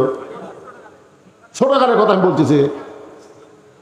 এখন এখন যারা এখানে বসে আছেন, ঘুমের মধ্যে কেউ বিছনায় পেশাব করছেন? কেন করেননি? ঘুম তো 5-6 ঘন্টা পারেন, তো 5-6 ঘন্টা ঘুমের মধ্যে আপনি পেশাব করলেন না বিছনায়, আর ওয়াজের মধ্যে 2 ঘন্টা বসায় আপনার ঘন ঘন পেশাব লাগে। আজকে যারা ওয়াজ শুনতে শুনতে পেশাব করে উঠবি, কি রে, সামান্য 2-1 ঘন্টা জান্নাতের বাগানে কোরআনের মহব্বতে আপনার পেশাব লাগে কেন? আল্লাহ কোরআনে বলেন, অনুনাজ্জিলু মিনাল কুরআনি মা হুয়া শিফাউ ওয়া রাহমাতুল লিল মুমিনিন। মুমিনদের যাবত রোগের ঔষধ হিসাবে, শিফা হিসাবে আল্লাহ কোরআন নাজিল করেছে। তা আপনি একটু মহব্বত করে দায়িত্ব নিয়ে মনোযোগ দিয়ে যদি কথাগুলো শোনেন, পেশাব লাগবে না। এদিক সেদিক মন দেন কেন? এই যে কবরের যারা গেল, পেশাব করবি, পায়খানা করবি? গোরস্থানের পাশেই জান্নাতের বাগানে কোরআনের মাহফিলে বসে আছেন, একটু মনোযোগ দিয়ে, বেশি সময় না। আমারও খেয়াল আছে, বেশি রাত ওয়াজ করা যাবে না, ফজরের নামাজ আমাকে আদায় করা লাগবে, জনগণ ঠিক কিনা? এই জানাজার কারণে একটু দেরি হয়ে গেছে, যার কারণে আপনাদের হয়তো সামান্য একটু রাত হচ্ছে। এখন কয়টা বাজে? রাত 12:30 হয়ে গেছে। আচ্ছা, এত রাত হইতে এই খেয়ালই করিনি, এখনই শুরু করতে 12:30 বাজে গেল। যাক ভাই, একটু একটু শোনেন মনোযোগ দিয়ে। তাহলে আমরা 2 নম্বর, মুসা আলাইহিস সালাম মৃত্যুকে পছন্দ করার কারণ হলো, মরবো কার জন্যে? সবাই বলেন, মরা তো লাগবি রে। বইয়ের জন্য মরবেন? প্রেমিকার জন্য মরবেন? নেতার জন্য মরবেন? নেতার জন্য জীবন দেব? শালা পাগলা রে, তুই মরে দে, নেতা তোর করে খোঁজ নিবি না। হ্যাঁ, একজন নেতার কথা বলতে পারেন, যেই নেতা হলেন আমাদের নেতা মুহাম্মাদুর রাসূলুল্লাহ। হ্যাঁ, সাইয়্যিদুল আম্বিয়া, সাইয়্যিদুল মুরসালিন। দরুদের মধ্যে আমরা বলি, আল্লাহুম্মা সাল্লি আলা সাইয়্যিদিনা, সাইয়্যিদিনা। সাইয়্যিদিনা মানে আমাদের নেতা। ওই নবীর জন্য যদি জীবন দেন, ওই নেতার জন্য যদি জীবন দেন, ওই জীবনটা আল্লাহর জন্যই দেওয়া হবে। আল্লাহ নবী 2 জনা, প্রেম করেছেন গোপনা, মাঝখানে তো অন্য কারো জায়গা ছিল না। লা ইলাহা ইল্লাল্লাহ, এর সাথে কি আছে? মুহাম্মাদুর। আচ্ছা, এখানে কি ওয়া আছে? ওয়া কলেমার মধ্যে কি ওয়া আছে? ওয়া মানে আফস, এবং লা ইলাহা ইল্লাল্লাহ এবং মুহাম্মাদুর রাসূলুল্লাহ, ওয়া আছে। তার মানে কি? আতিউল্লাহ ওয়া আতিউর রাসূল, কুল ইন কুনতুম তুহিব্বুনাল্লাহ ফাত্তাবিউনি। উপায় নাই রে, উপায় নাই রে, উপায় নাই, নবী বিনে আল্লাহ পাওয়ার উপায় নাই। সবাই বলেন, উপায় নাই রে, উপায় নাই রে, উপায় নাই, নবী বিনে আল্লাহ পাওয়ার উপায় নাই। যদি জীবন দিতে চান আল্লাহর জন্যে, নবীর জন্য, সেইটা ভিন্ন কথা। রাসূল বলেছেন, লা ইউমিনু আহাদুকুম হাত্তা আকুনা আহাব্বা ইলাইহি মিন নাফসিহি। তুমি যতক্ষণ পর্যন্ত প্রকৃত মুমিন হতে পারবে না, যতক্ষণ পর্যন্ত নিজের জীবনের চাইতে আল্লাহ রাসূলকে বেশি মহব্বত না করবে। একটু মনোযোগ দিবেন। আমরা মরব আল্লাহর জন্যে, মরব নবীর জন্যে। আল্লাহ আমাদের সকলের মৃত্যুকে কবুল করুক, জোরে কান আমিন। মুসা বলতেছে, আল্লাহ মৃত্যুকে পছন্দ করার 2 নম্বর কারণ হলো, আমার মৃত্যুটা আপনার জন্য অক্ষ করেছি। সঙ্গে সঙ্গে আল্লাহর কুদরতি মুখে হাসি ফুটে গেছে। আপনার বলেন তো, আল্লাহর মুখ আছে না নাই? আল্লাহর হাত আছে না নাই? আল্লাহর চোখ আছে না নাই? আল্লাহর কান আছে না নাই? যখন আল্লাহ বলতেছেন সামিউম বাসির, আমি শ্রবণকারী এবং আমি দর্শনকারী, আমি দেখি এবং শুনি। আপনার বলেন, শোনার যন্ত্রের নাম কি? কান। দেখার জিনিসের নাম কি? চোখ। আল্লাহ বলতেছেন তাবারাকাল্লাযী বিয়াদিহিল মুলক, গোটা পৃথিবীর রাজত্ব কর্তৃত্ব আমার হাতের উপরে। তার মানে আল্লাহর হাত আছে না নাই? এ কথা আছে না? আছে। আল্লাহর মুখ আছে, আল্লাহ কথা বলে, আল্লাহর চোখ আছে, আল্লাহ দেখে। মুসা নবী শুনতে পায়, আল্লাহর কুদরতি মুখে হাসি ফুটে গেছে। মুসা নবী কিন্তু আল্লাহকে দেখতে পায় নাই, কিন্তু শুনতে পেয়েছে। আপনি যে ঢাকার কোনো বন্ধুর সঙ্গে মোবাইলে কথা বলেন, বাটন মোবাইলে, ওই বন্ধু মোবাইল করতে করতে যদি কান্দে, আপনি এই বলে দেখার দিকে বুঝতে পারবেন আমার বন্ধু কাঁদতেছে। যদি বন্ধু হাসে তাহলেও কিন্তু আপনি বুঝতে পারবেন যে আমার বন্ধু হাসতেছে। আল্লাহর কুদরতি মুখে হাসি ফুটে গেছে। মুসা বলে, আল্লাহ আপনি হাসেন কেন? আল্লাহ বলে, হাসার কারণ হলো, মুসা রে তুমি বড় চালাক। আমার জন্য যারা মরবে, আমার জন্য মৃত্যুকে যারা অক্ষ করে দিবে, আমি আল্লাহ বলতেছি তাদের মৃত্যু নাই, তারা চির অমর হয়ে থাকবে। কত বড় সুন্দর কথা! আল্লাহর জন্য যারা জীবন দেয় তাদের মৃত্যুই নাই। এটা কি আমার কথা না আল্লাহর কথা? আল্লাহ কোরআনে বললেন, ওয়ালা তাকুলু লিমান ইউকতালু ফি সাবিলিল্লাহি আমওয়াতুন বাল আহইয়াউ ওয়ালাকিন লা তাশউরুন। আপনারা আল্লাহর জন্য কারা কারা মরবার চান? আল্লাহকে একটু হাত দেখেন। আল্লাহ হাতগুলো দেখো। আল্লাহ কে কে হাত তোলেনি রে? আল্লাহ যারা হাত তোলেনি, আল্লাহ তারকে মৃত্যু তোমার উপর ছেড়ে দিলাম। কিন্তু যারা তুলেছে, আল্লাহ এই হাতগুলো তাদের তোমার জন্য মৃত্যু কবুল করো। ধরে কোন আমিন। আপনার আল্লাহর জন্য যদি মরবার চাই, আল্লাহ যা বলছে এটা মানার দরকার আছে না নাই?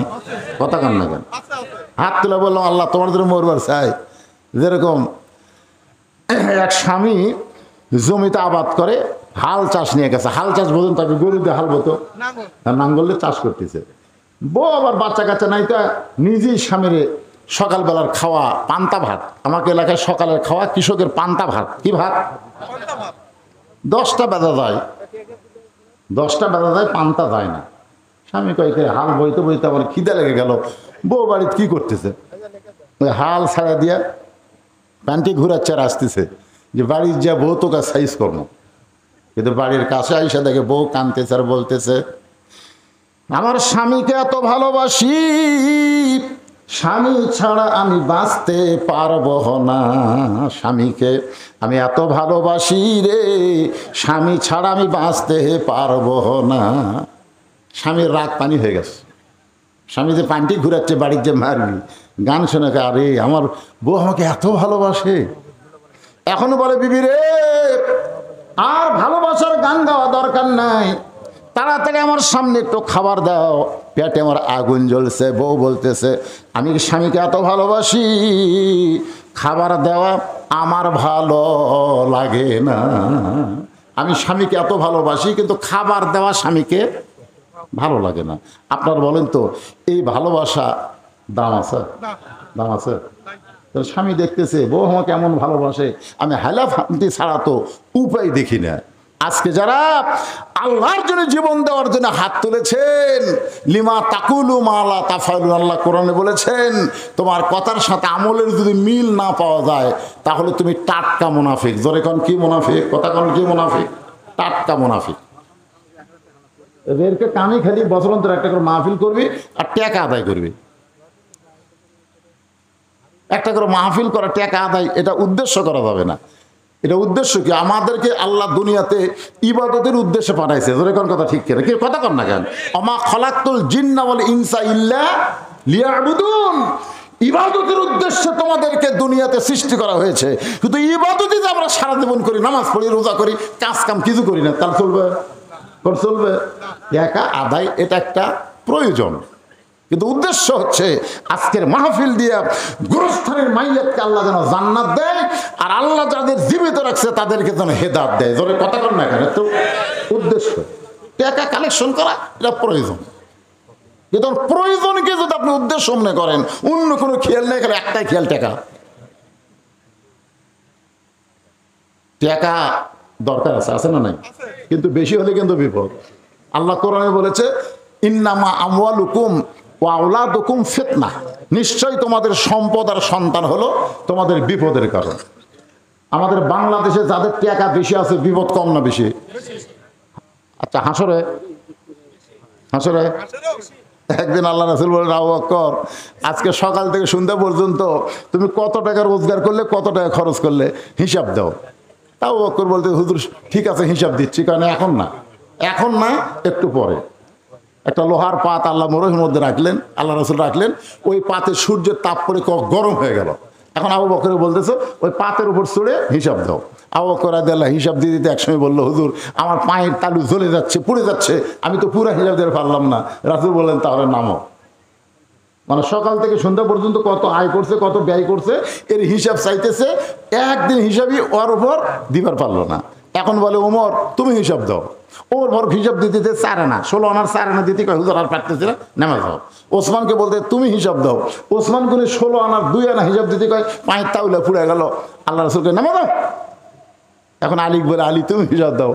আলী উঠে বলতে ধরো, কামাইও নাই খাওয়াও নাই, কামাইও নাই খাওয়াও নাই। নবী কয় নাম রে, কয় কিছু হয় না তো, কামাইও নাই খাওয়াও নেই, মানে কামাইও করে নি খায়ও নি। ওর পায়ের তালাত গরমও লাগে না, সোনার লাগান না গেল। আজকে যাদের সম্পদ বেশি আছে ঠেলা কম না বেশি?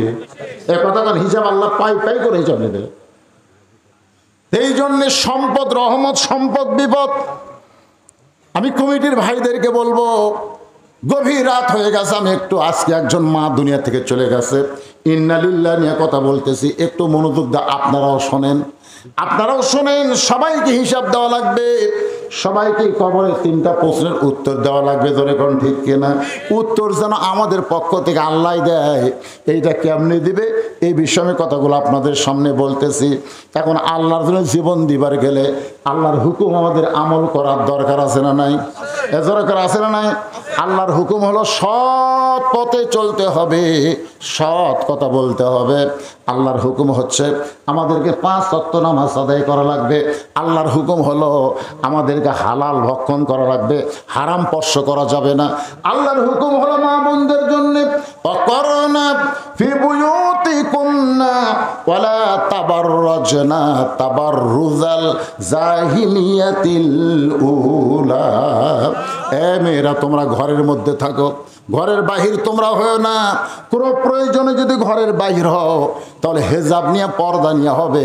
ওই জাহিলি যুগের মেয়েদের মতন সাজুগুজু করে রাস্তায় বের হওয়া যাবে না। এই হুকুম কার? আরো জোরে বলেন, হুকুম কার?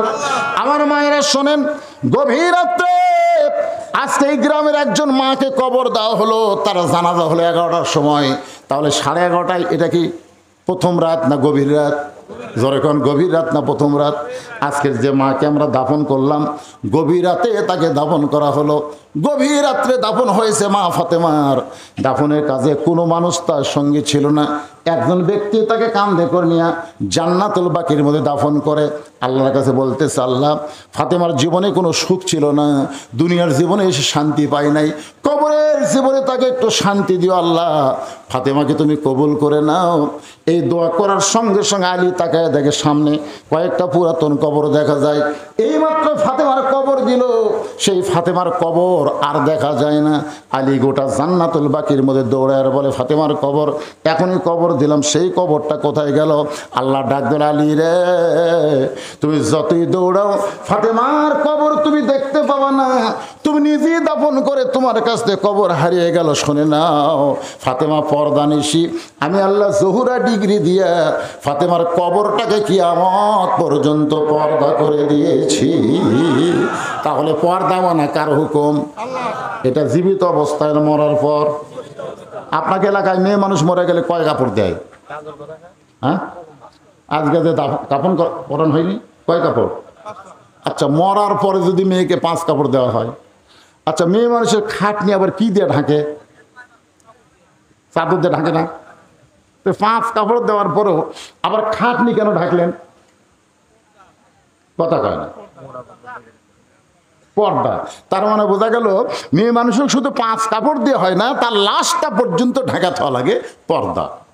তো মরার পরে যদি এত পর্দা করা লাগে, বাঁচা অবস্থায় পর্দা কম না বেশি?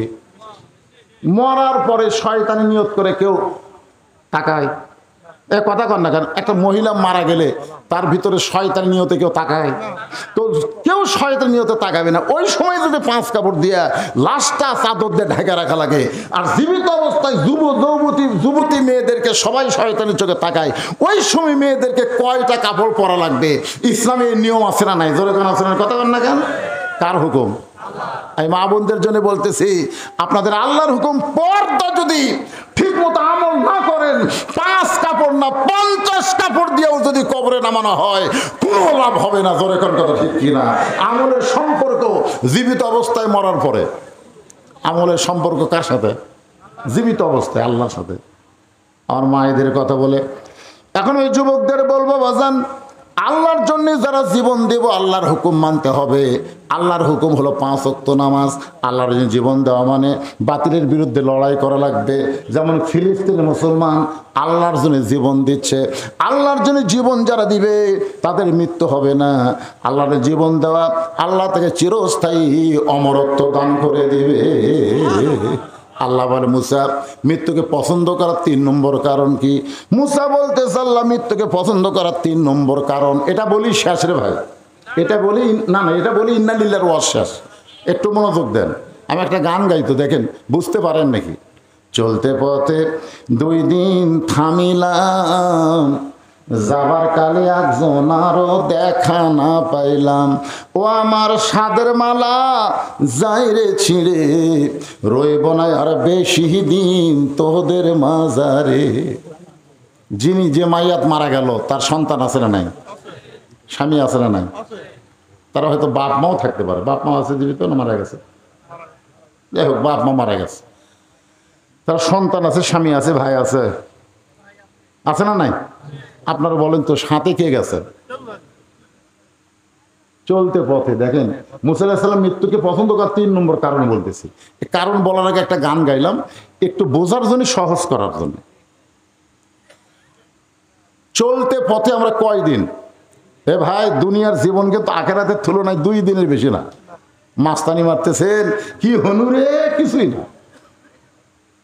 যাবার কালে একজন আরো দেখা না পাইলাম, সহায় সম্পত্তি সব থুয়ে আজকে অন্ধকার কবরে চলে গেছে। তার হয়তো কানের দুল, নাকের ফুল, অনেক সোনা দানা টাকা পয়সা থাকতে পারে, কিন্তু কিছুই নিয়ে যাওয়ার পারে নাই। খালি হাতে ফকির হয়ে অন্ধকার কবরে চলে গেছে। ঠিক কিনা বলেন? এখন গানটা খেয়াল করেন, কিন্তু যেদিন ডাক পড়িবে, জানি না তো এই জন্য বলা হচ্ছে কিন্তু যেদিন ডাক পড়িবে, কবর মাঝে যাইতে জোগাড় কিছু করছো বন্ধু, তার মাঝে বিছাইতে। যে কোনো সময় আমাদের ডাক পড়বে। ঠিক কিনা বলেন? এখানে বলা হচ্ছে কিন্তু যেদিন মানে কোন দিন? তারিখ নাই। তাহলে তারিখবিহীন মৃত্যুর তারিখ, জানাবিহীন মৃত্যুর তারিখ যদি আমাদের সকলের সামনে না পিছনে? জোরে বলেন ভাই, সামনে না পিছনে? সামনে, পিছনে না। মৃত্যুকে পিছনে ফেলে কেউ সামনে যাওয়ার ক্ষমতা কারো নাই। তাহলে সবার সামনে মৃত্যু আছে, যে কোনো সময় মৃত্যু হবে। আজকে গোরস্থান এবং মসজিদ এই 2টার উন্নয়ন জন্য মাহফিল। আমি আপনাদের বলবো, এই বলিদা ঘাটির যারা আছেন তারা তো দিবেনই, আর বাহিরে যারা আছেন তাদের কাছে একটু রুমাল গামছা যাবে। আল্লাহর রাস্তে আপনারা দান করবেন ভাই, আল্লাহর রাস্তে। মনে করবেন এটাই আপনার কবরের একটা পাথেয় হয়ে যাবে। এইটাই আপনার কবরে আপনার জন্য একটা পাথেয় হবে। কিন্তু যেদিন ডাক পাড়িবে, কবর মাঝে যাইতে জোগাড় কিছু করছো বন্ধু, তার মাঝে বিছাইতে। আজকে যে দানটা আপনাদের কবরের যেন পাথেয় হয়ে যায়। এই মাহফিল কমিটির সভাপতি থেকে শুরু করে গোরস্থানের সভাপতি, সেক্রেটারি, কেশিয়ার যারা আছেন, সবাইকে আমি বলবো, আল্লাহর রাস্তে এই যে মাইয়াতকে নিয়ে টেনশন করেছে। আমি বাজে মধ্যে জিজ্ঞেস করলাম মাহফিলের খবর কি? বলে হুজুর, যেখানে মারা গেছে ওখানেই লোকজন বেশি, মাহফিলে নাই। এই একটা টেনশন করতে করতে আপনাকে রাত আজকে চলে গেছে। অনেক সময় এখনো যারা দান করেননি, দান করতে পারেন নাই, সময় পান না, আমি তাদেরকে বলবো মোনাজাতের আগে যে যা পারবেন আল্লাহর রাস্তে কবরের পাথর হিসাবে আল্লাহর রাস্তে দান করবেন। বিশ্বাস করবেন আপনার দানটাই আপনার কাজে আসবে। যেগুলো রেখে চলে গেছে আজকে যে মা কবরে, কোনো কাজে আসবে না। আর যেইটা দান করবেন ওইটাই আপনার জান্নাতের পাথেয় হবে। আসেন, আল্লাহর কোন বান্দা, এই গোরস্থানে কি লাগবে, মসজিদের কি লাগবে আপনারাই ভালো জানেন। এই জন্যে জোর করে না চাইয়া খুশি মনে আল্লাহর রাস্তে, মাশাআল্লাহ, কি নাম বাবা জানেন? হাফিজুর রহমান। আল্লাহ প্রথম বসে সুন্দরভাবে বক্তার কথাগুলো শুনে সর্বপ্রথম 1,000 টাকা নগদে করছে দান। আল্লাহ হাফিজুরের দানকে আল্লাহ আপনি কবুল করেন। বাপমা যদি কবরে যায় আল্লাহ দানের ওসিলাই বাপমার কবরকে জান্নাতের টুকরা বানায় দেন। মিশে মায়ায় বন্দি থাইকা করলাম কত খেলা, পশ্চিমে তাকিয়া দেখো তোমার ডুইবা গেছে বেলা। কি নাম বাজানের? হ্যাঁ, ফরদু নাম হলো না, ফরিদুল। কি ভাই, ফরিদুল ইসলাম নাকি? ফরিদুল ইসলাম। আল্লাহ 500 টাকা দান করেছে, আল্লাহ দানকে কবুল করেন। আল্লাহ নেক নিয়ত নেক আশা পুরা করেন। আল্লাহুম্মা আমিন। ভাইজান যারা নগদে না পারেন বাকি ধান দেন। 1 মণ 2 মণ ধান। বিল হলো ধানের গোলা। এই মাসটা হলো বৈশাখ মাস। জমিতে ধানের অবস্থা কিরকম? কাটাকাটি শুরু হয়েছে নাকি? আপনাদের কাটাকাটি কি শুরু হয়েছে? শুরু হয়নি, হবে তো। তো এখনো কি বৈশাখ মাসে কোনো বৃষ্টি ঝড় হয়েছে? শিলা পাথর হয়েছে? আর সদাকা তো তারুদ্দুল বালা, দান সদকা করলে আসমানি বালা জমিনি বালা থেকে আল্লাহ আপনাকে হেফাজত করবে। এটা আমার কথা না, কথা হলো রাসূলের। ও তাজিদু ফিল উমর, দান সদকা করার কারণে আল্লাহ তার হায়াতকে বৃদ্ধি করে দিবে। মরা তো লাগবেই, দুনিয়াতে হয়তো কিছুদিন থাকবো, সেটা সুন্দরভাবে সুস্থতার সাথে আল্লাহ নেক হায়াত দান করুক। জোরে কোন আল্লাহুম্মা আমিন। 1 মণ 2 মণ করে ধান দেন, দেন, সবাই দেন। দানের ব্যাপারে গড়িমসি করা হয় না। দান হচ্ছে জান্নাতের নিয়ামত। রাসূল বলেছেন আল ফাকি হাবিবুল্লাহ, দানকারী আল্লাহর দোস্ত হবে। জোরে কোন সুবহানাল্লাহ। আসেন আসেন আল্লাহর বান্দারা আসেন। বিশেষ করে মাহফিল কমিটির লোকেরা আপনারা আগে আসেন। আমার জামাই তো আদায় করছে, এগুলোকে আদায় শেষ সব ওদিকে।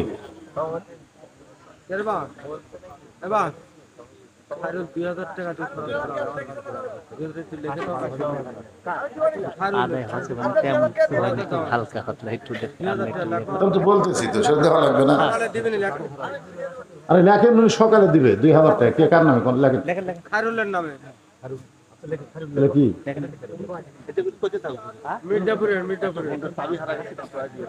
মোটর সাইকেল একটা চাবি হেরে গেছে, মোটর সাইকেল হারায়নি, চাবি হারাচ্ছে। কেউ যদি চাবিটা পান দয়া করে এখানে বুঝাই দেবেন ইনশাআল্লাহ। আব্দুল হামিদ 1 মণ ধান আল্লাহ রাস্তায় দান করেছে, আল্লাহ দানকে কবুল করেন। আরিফুল ইসলাম আরিফ সাং মির্জাপুর 1000 টাকা দান করেছে।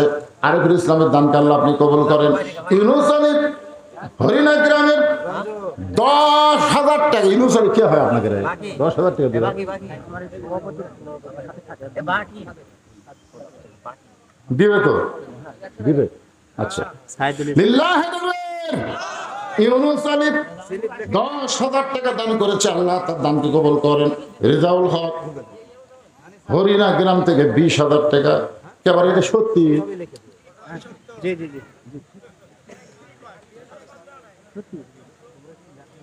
রেজাউল হক গ্রাম হরিণা 20,000 টাকা দিবি?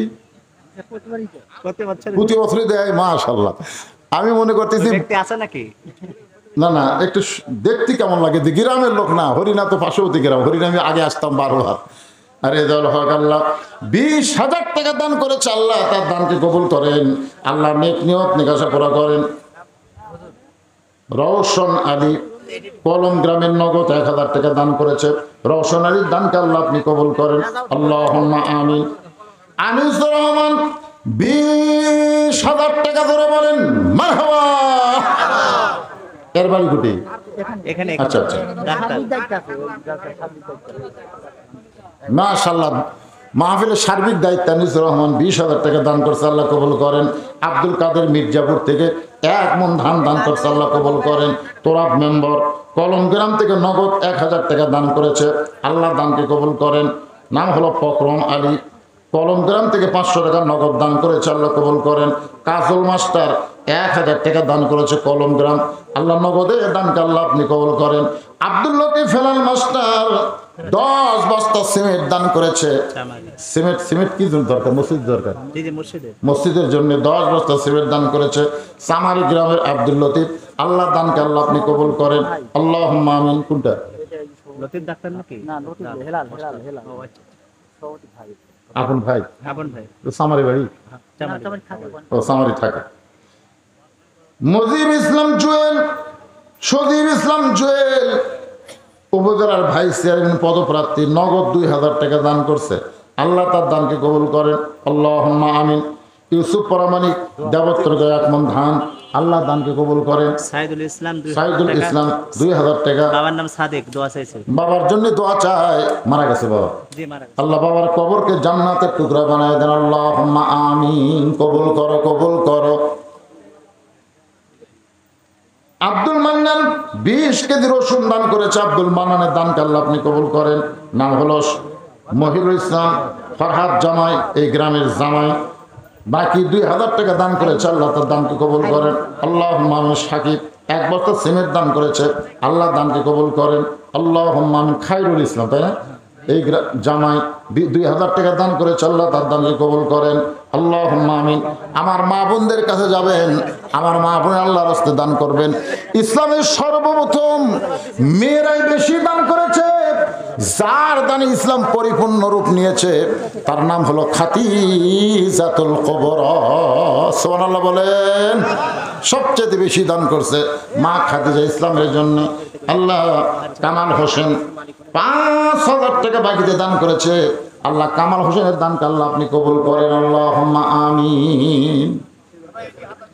হ্যাঁ, সম্পদ কিন্তু থাকার জিনিস না, যেভাবে খরচ হয়ে যাবে, শেষ হয়ে যাবে।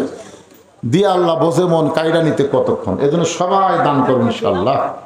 আল্লাহ আলহাজ শমশের আলী নগদ 500 টাকা, বাকি 500 টাকা, মোট 1000 টাকা দান করেছে, আল্লাহ তার দানকে কবুল করেন। আল্লাহুম্মা আমিন। ভাইজান, আপনাকে ভিতরে গামছাতে আদায় করে কেউ নাই করছে? আদায় করছে? ও, আপনারা এই ভিতর থেকে ওঠেন। এনাকে হয়তো 10, 20, 50, 100 টাকা দিবে, অনেকে আসে না, ওপর আসে না, শরম করে। অনেকে কেজিটা দান করতে শরম করে, ওদের কাছে গামছা গেলে ওরা পকেট থেকে বের করে দেয়, এমনভাবে দেয় কেউ যেন বুঝবার না করে। এই জন্যে অনেকেই চায় না যে টেজে এসে দিই, আবার দ্বিতীয় শরম পায় অল্প দান কেমনে আসে। এই জন্যে আপনারা একটু তাদের কাছে যান, বিশেষ করে মা বোনদের বসার ব্যবস্থা যদি করে থাকেন ওখানে একটু যাবেন। আমার মায়েরা ফাতেমার সঙ্গে আল্লাহ যেন কবুল করে, খাদিজার সঙ্গে আল্লাহ যেন কবুল করে, মায়েশার সঙ্গে আল্লাহ যেন কবুল করে। আমার মায়েদের বাবা মাজাদের কবরের কাছে বাপ মার মন হলো অত্যন্ত নরম। আনোয়ারা আল্লাহ 500 টাকা দান করছে, আনোয়ারের দানকে আল্লাহ আপনি কবুল করেন। আল্লাহুম্মা আমিন। আপনাকে কমিটি সবাই দিছে দেয়, আপনাকে সবাই দিছে যা, আলহামদুলিল্লাহ। দিয়া যদি থাকে আল্লাহ দেখে। আইয়ুব সর্দার মির্জাপুরে 1 মণ ধান, আইয়ুব সর্দারের দানকে আল্লাহ আপনি কবুল করেন। নাম হলো হযরত আলী বলিদাঘাট, 1000 টাকা দান করেছে, আল্লাহ তার দানকে কবুল করেন। ওমর আলী 1000 টাকা 1 মণ ধান, আল্লাহ দানকে কবুল করেন। আল্লাহুম্মা আমিন। কবুল করো, কবুল করো মোদের কামনা, দানকারীকে দিবেন জান্নাত, আল্লাহ নিরাশ করেন না। একটু জিকির করেন লা ইলাহা ইল্লাল্লাহ, লা ইলাহা ইল্লাল্লাহ, লা ইলাহা। মুজাহার সরকার বলিদাঘাটি 1 মণ ধান দান করেছে, আল্লাহ মুজাহার সরকারের দানকে আল্লাহ আপনি কবুল করেন। মাজেদা 500 টাকা বাকি দান করেছে, আল্লাহ দানকে কবুল করেন। আল্লাহুম্মা আমিন। নাম হলো আব্দুল মান্নান 500 টাকা বাকি দান করেছে, আল্লাহ দানকে কবুল করেন। আল্লাহুম্মা আমিন। এগুলোর কিন্তু গ্রামের নামও নাই, বাপের নামও নাই, খালি চিনেন আপনার আব্দুল মান্নান? চিনেন? ও, এটাই গ্রামের নাম, চিনেন তো? আপনাদের জন্য কিন্তু তাবারকের ব্যবস্থা আছে, এই তাবারক পার্টিটা নিয়ে আসো। হ্যাঁ, জনগণ মনে করতেছে খালি খালি ওয়াজ।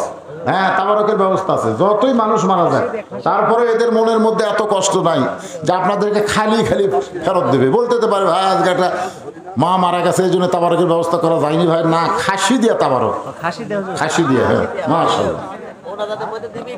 না, মোনাজাতের মধ্যে অনেক দিন, মোনাজাতের পরে আপনারা একটু সাইজে বসবেন, আমার আদায়ের ভিতর দিয়েই। আল্লাহ তোমার একজন বান্দা জব্বার নগদে 500 টাকা দান করেছে, আল্লাহ তার দানকে কবুল করেন। মোহাম্মদ সিরাজ হরিনা 10 কেজি ধান দান করেছে, আল্লাহ সিরাজের দানকে আল্লাহ আপনি কবুল করেন। আল্লাহুম্মা আমিন। নাম হলো মোহাম্মদ নাফিল 500 টাকা দান করেছে, আল্লাহ দানকে কবুল করেন। আল্লাহুম্মা নজিবরের ভাগ্নে 500 টাকা দান করছে, আল্লাহ দান কবুল করেন। এগুলো সব বাকি না, নগদ। বাকিটা লিখবেন, নগদটাও লিখবেন, তাহলে আপনাকে আদায় করতে সুবিধা হবে। হ্যাঁ, সিমেন্ট যারা দেবেন, সিমেন্ট লাগবে। যদি মনে করেন যে আল্লাহর ঘরের জন্য সিমেন্ট দেবো, আল্লাহর ঘর দুনিয়াতে যে তৈরি করে আল্লাহ তাকে জান্নাতে একটা ঘর বানায় দেয়। মা বোনদের মধ্যে যাবেন আদায় করতে, আমার মায়েরাও দান করবে। আগামী জুমার দিনে জুমার নামাজে আজান দেওয়ার সঙ্গে সঙ্গে যেই মুসল্লি মসজিদের মধ্যে পা দেবে তাকে জিজ্ঞাসা করলেই জানতে পারবে এত বড় জান্নাত আল্লাহর বান্দারা কেমনে দেখবে। মনে আছে না ভুলে গেছেন? ভুলে গেছেন? হ্যাঁ, যে জিবরাইল দেখলো দুনিয়ার 1 বছরে কয় আনা দেখছে? 1 আনা। আর 16 আনা জান্নাত বান্দারা দেখবে কেমনে? ফেরেশতা জিবরাইল মনের মধ্যে প্রশ্ন, 600 ফাঁকা জিবরাইল দিয়ে 1 বছরে যদি 1 আনা দেখি তাহলে 16 আনা জান্নাতে হেঁটে হেঁটে বান্দারা কেমনে দেখবে? এই নিয়ে তার মনের মধ্যে যখন দ্বন্দ্ব, আল্লাহ কয় জিবরাইল কেমনে দেখবে যদি জানবার চাও, আগামী জুমার দিনে আযান দেওয়ার সঙ্গে সঙ্গে যেই মুসল্লি মসজিদে পা দিবে তাকে জিজ্ঞাসা করলেই জানতে পারবে এত বড় জান্নাত আল্লাহর বান্দারা কেমনে দেখবে। ভুলে গেছেন? আমাদের জান্নাত আছে না নাই? ছোট না বড়? কত বড়? হ্যাঁ, জান সেই জান্নাতের মালিক হবেন। আপনার মনে করতেছে হেলিকপ্টার নাই, লাগবে না, রকেট লাগবে না, বিমান লাগবে না। আল্লাহ তাআলা একটা শক্তিশালী, যালিকা ফাদলুল্লাহ ইউতি মান ইয়াশা আল্লাহু যুল ফাদলিল আযীম। যখন বললেন আমার হুদহুদ পাখি কোথায়, বহু ঘটনা, সুলাইমানের ঘটনা, আমি ঘটনা বলতেছি না। এক সময় সুলাইমান নবী বললেন, হাজার হাজার মাইল দূরে বিলকিস রানীর সিংহাসন আমার রাজ দরবারে কে হাজির করে দিবা? কোরআন শরীফের মধ্যে বলেছেন কালা ইফরিতু মিনাল জিন, ইফরিত নামে একজন জিন বলল, যখন আপনি যদি চান বিলকিস রানীর সিংহাসন আপনার দরবারে হাজির হবে। সুলাইমান নবী বলেন কত সময় লাগবে? বলে বেশি সময় লাগবে না, আপনি সিংহাসন থেকে উঠবেন আর বসবেন, এরই মধ্যেই বিলকিস রানীর সিংহাসন হাজার হাজার মাইল দূর থেকে আপনার সামনে হাজির হবে। সুলাইমান নবী চমকে গিয়ে বললেন, এত তাড়াতাড়ি হাজার হাজার মাইল দূরে সিংহাসনে হাজির হবে? সমস্ত মানুষ যখন জিনের প্রশংসা করতেছে আল্লাহ জিনকে কত শক্তি দিল, এমন সেই মানুষের মধ্যে একজন আসাব ইবনে বারখিয়া, সে বলল উঠতে বসতে তো অনেক সময় ওগো নবী, খালি চোখ বন্ধ করবেন আর খুলবেন, এর পূর্বেই বিলকিস রানীর সিংহাসন আপনার সামনে হাজির হয়ে যাবে। ধরে গেল সুবহানাল্লাহ। সুলাইমান নবী বললেন, আসাব ইবনে বারখিয়া এত বড় ক্ষমতা তুমি কেমনে পাইলে? বলে আমি পাইনি, আল্লাহ আমাকে দিয়েছে। ধরে গেল সুবহানাল্লাহ। কোরআনে আল্লাহ আয়াত নাজিল করে বললেন, যালিকা ফাদলুল্লাহি ইউতিহি মান ইয়াশা ওয়াল্লাহু যুল ফাদলিল আযীম। হযরত বেলাল যখন জুমার নামাজের আজান দেয়, ফরহাদ আলী 5 বস্তা সিমেন্ট দান করেছে, ফরহাদ আলীর দানকে আল্লাহ আপনি কবুল করেন। মাহবুব রহমান 1 বস্তা সিমেন্ট দান করছে, আল্লাহ কবুল করেন। মিঠু 2 বস্তা সিমেন্ট দান করছে, আল্লাহ কবুল করেন। শাহজাহান হরিণ 1 বস্তা সিমেন্ট দান করছে, আল্লাহ কবুল করেন। আব্দুল খালেক 1 বস্তা সিমেন্ট দান করছে, আল্লাহ সকলের দানকে আল্লাহ আপনি কবুল করেন। যারা নিয়ত করে দান করছে আল্লাহ সকলের নিয়ত নিকাশাকে আপনি কবুল করেন। হযরত বেলাল যখন জুমার নামাজে আজান দেয়, ফেরেশতা জিবরাইল দাহিয়াতুল কালবি সাহাবীর চেহারায় মসজিদের দরজার পাশে লুকে আছে। কে সর্বপ্রথম পা দেয়? আল্লাহর ঘর মসজিদ নববীতে। ধরে কান সুবহানাল্লাহ। কোন সাহাবীর চেহারায়? দাহিয়াতুল কালবি সাহাবীর চেহারায় জিবরাইল দরজার ফাঁকে লুকে আছে। সর্বপ্রথম যেই বান্দা হযরত বেলাল আজান দেওয়ার সঙ্গে সঙ্গে মসজিদে পা দিল, তার নাম হলো আবু বকর সিদ্দিক। দাহিয়াতুল কালবির চেহারা জিবরাইল বলেন, আবু বকর ভাই আপনি কি বলতে পারবেন এই মুহূর্তে জিবরাইল কোন জায়গায়?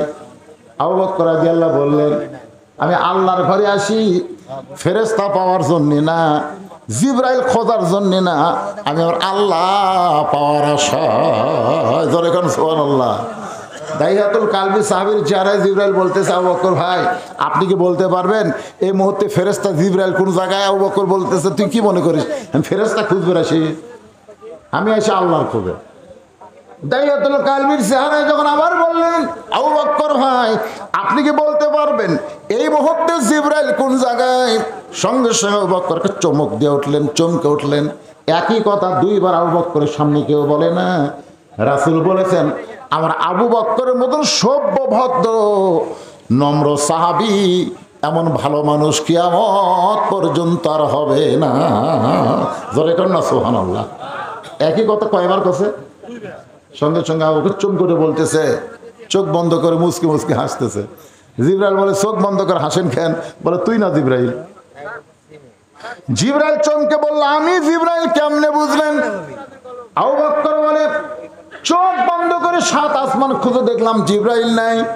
চোখ বন্ধ করে তাহা তো সারা 7টা জমিন খুঁজে দেখলাম জিবরাইল নাই। ডানে দেখলাম, বামে দেখলাম, পিছনে দেখলাম, জিবরাইল নাই। তুই আল্লাহর ফেরেশতা জিবরাইল। সঙ্গে সঙ্গে জিবরাইল আল্লাহু আকবার। আল্লাহ মানে জিবরাইল তাকবীর দিলা কেন? জিবরাইল বলতেছে আল্লাহ চোখ বন্ধ করার সঙ্গে সঙ্গে 7 আসমান 7 জমিন যে খুঁজে পায়, তার জন্য জান্নাত দেখা কোনো ব্যাপার না। জোরে কর না সুবহানাল্লাহ। এই ক্ষমতা আল্লাহ মানুষকে দিছে, ফেরেশতাকে দেয়নি। আল ইনসানু আশরাফুল মখলুকাত। সন্তানের মা, আব্দুল মান্নানের মা 1 বস্তা সিমেন্ট দান করেছে।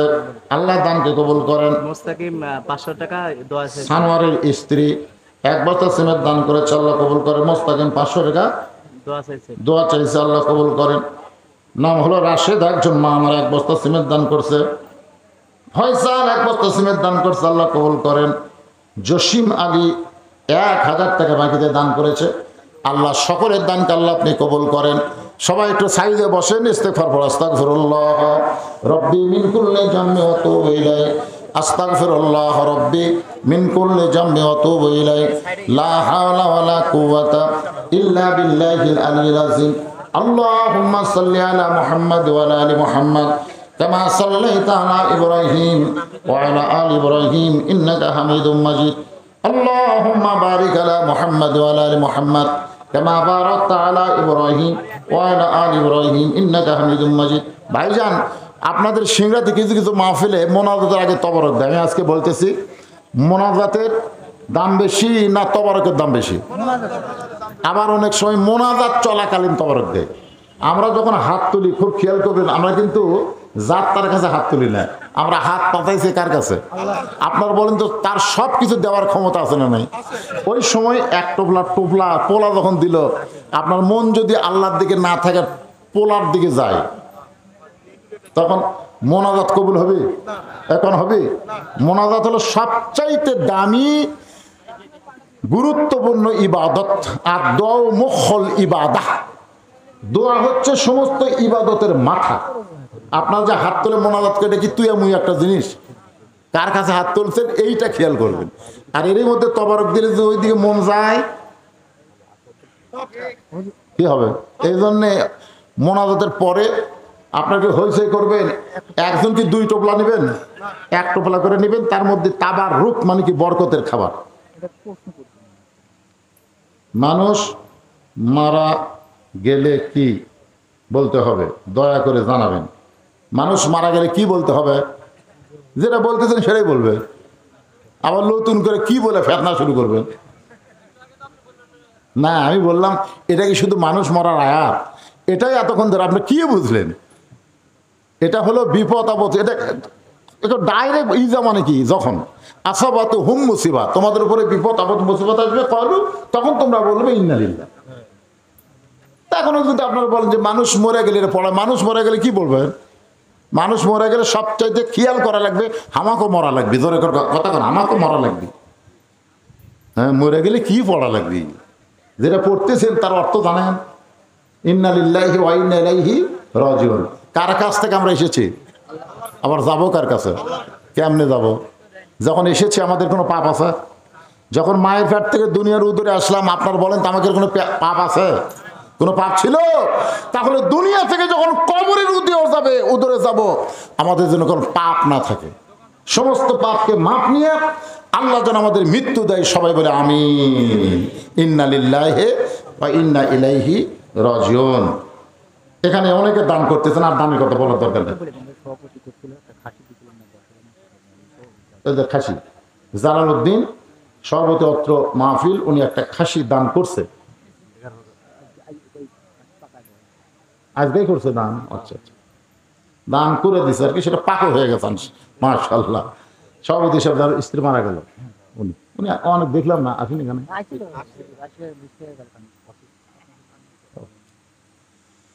চান্স থাকলে আবার বিয়ে করবেন, অসুবিধা নাই, না যদি চান্স থাকে। আর যদি না থাকে করবেন না, ধৈর্য ধারণ করবেন। একাব্বর সূর্যপুর থেকে উনি 500 টাকা দান করছে, আল্লাহ দান কবুল করেন। আসাদুল সূর্যপুর বাকি 500 টাকা দান করছে, আল্লাহ দান কবুল করেন। আল্লাহ যাদের নাম বললাম না, সকলের দানকে আল্লাহ আপনি কবুল করেন। সকলে বলে আল্লাহুম্মা আমিন। আস্তাগফিরুল্লাহ আল্লাযী লা ইলাহা ইল্লা হুয়াল হাইয়ুল কাইয়্যুম ওয়া আতুবু ইলাইহি। যারা বাহিরে আছেন আপনারা তো মুসলমানের মধ্যেই, ভিতরে আসেন। ওই দরজার উপর থাকে কি হবে, ভিতরে আসেন, সবাই ভিতরে আসেন। আর যারা তাবারক দিবেন আপনারা তাবারক নিয়ে ভিতরে আসেন। যারা তাবারক নেবে হইচই করবে না, 1 টোপলার বেশি 2 টোপলার নিবেও না। আপনার যদি দেন বেশি করে তাহলে নিবে, তাছাড়া নিবে না। এরকম অধৈর্য বেশি নেওয়ার মানুষ আজকের মাহফিলে কেউ নেই। তার মধ্যে আমাদের আল্লাহর একজন বান্দি দুনিয়া থেকে বিদায় নিয়েছে, আমাদের যাওয়া লাগবে খামাখা। কিসের দুনিয়া? মিশে মায়ায় বন্দি থাইকা করলাম কত খেলা, পশ্চিমে তাকিয়া দেখো তোমার ডুইবা গেছে বেলা। আল্লাহুম্মা আমিন। আল্লাহুম্মা আনতাস সালাম ওয়া মিনকাস সালাম, তাবারাকতা ইয়া যাল জালালি ওয়াল ইকরাম। আয় আল্লাহ তাআলা, মাগরিবের নামাজের পর থেকে রাত 1টা পার হয়ে গেছে, দীর্ঘ সময় পর্যন্ত তোমার বান্দা বান্দিরা আরামের বাড়ি ঘুমকে বাদ দিয়া কোরআন হাদিসের মহব্বত কলিজায় নিয়ে এই জান্নাতের বাগানে বসে বসে আলোচনা শোনার শেষে আমি গুনাহগারের সঙ্গে রহমতের দরজায় ফকির হয়ে দোকানে হাত তুলেছে। মেহেরবানি করে আজকের মাহফিল আমাদের সকলের হেদায়েতের জন্যে, নাজাতের জন্যে, জান্নাতের জন্যে কবুল করো আল্লাহ। এই মাহফিলের শুরু থেকে শেষ পর্যন্ত যত আলোচনা হয়েছে, দুটো বিচ্ছুতি ভুল হয়ে গেলে মাফ করে হাদিয়া মঞ্জুর করো। সোনার মদিনায় নবী পাকের রওজা মুবারকে আল্লাহ কবুল করে নাও। তামাম আম্বিয়াই কেরাম, আসহাবে কেরাম, তাবিনী কেরাম, তাবিনী কেরাম, তামাম পৃথিবীর মাটির নিচে যত মুমিন মুমিনাত শুয়ে আছে আল্লাহ, সকলের আরওয়াফরে হাদিয়া কবুল করো আল্লাহ। আমরা যারা হাত তুলেছি, আমাদের জনম দুঃখনী মা যাদের কবরে চলে গেছে, আল্লাহ মেহেরবানি করে মায়ের কবরকে জান্নাতের টুকরা বানিয়ে দাও। আমরা যারা হাত তুলেছি, আমাদের দাদুর বাবা যাদের অন্ধকার কবরে চলে গেছে, আল্লাহ মেহেরবানি করে বাবার কবরকে জান্নাতের টুকরা বানিয়ে দাও। আমাদের কারো সন্তান, কারো দাদা দাদি, এমনকি আজকে একজনের বিবি, একজনের মা দুনিয়া থেকে চলে গেল, আল্লাহ নতুন কবর দেওয়া হলো বলে দাঁড়িগরস্থানে, আল্লাহ আমার সে মায়ের কবরকে জান্নাতের টুকরা কবুল করে না আল্লাহ। যারা কষ্ট করে মেহনত করে আল্লাহ এত সুন্দর আয়োজন করেছে আল্লাহ, আল্লাহ তাদের আয়োজনকে জান্নাতের বিনিময় হিসেবে কবুল করে না। নগদে বাকিতে আজকে অনেক টাকা দান করেছে আল্লাহ, আল্লাহ কেউ 10টা টাকা হলেও তো দান করেছে আল্লাহ। সকলের দানগুলোকে জান্নাতের বিনিময় হিসেবে কবুল করে নাও আল্লাহ। আল্লাহ ফিলিস্তিনের মুসলমানকে হেফাজত করো, যারা জীবন দিয়েছে শাহাদতের মর্যাদা দান করো। আহত অবস্থায় যারা হাসপাতালে আছে তাদেরকে সুস্থতার নিয়ামত দান করো। আমরা যারা হাত তুলেছি আল্লাহ, কে কোন নিয়তে হাত তুলেছে, সকলের নেক নিয়ত দিকে আশাকে তুমি কবুল করো। পর্দার অন্তরালে আমার মা বোনেরা বসে বসে আলোচনা শুনতেছে আল্লাহ, তাদের সকলকে পর্দানিশি কবুল করো আল্লাহ। যারা তবারক দিবেন হইচই করেন না, এরা মনে করতেছে আল্লাহ আমাকে তবারক পাক করার জন্য দুনিয়া পাঠাছে, আর এই তবারক বাঁটার জন্য পাঠাছে, ওরকে চাল চরিত্র দেখে তাই মনে হয় নাকি কম। আরে একটা মোনাজাতের মধ্যে সামিল হওয়ার মতন ভাগ্য যাদের হলো না, হইচই করতে করতে জীবন গেল, মরেও যাবো এই অবস্থায়। আল্লাহ যারা কষ্ট করে মেহনত করে তাবারক পাক করে জনগণকে খাওয়াতে চায় আল্লাহ, তাদের সকলকেই তুমি মাফ করে দাও আল্লাহ। শালীনতা বজায় রেখে সবাই তাবারক নেবেন এই বিশ্বাসে সকলে জবান খোলে মৃত্যুর সময় যেন আল্লাহ কবুল করে লা ইলাহা ইল্লাল্লাহু মুহাম্মাদুর রাসূলুল্লাহ সাল্লাল্লাহু আলাইহি সাল্লাম। আপনার ভিতরে এসে তাবারক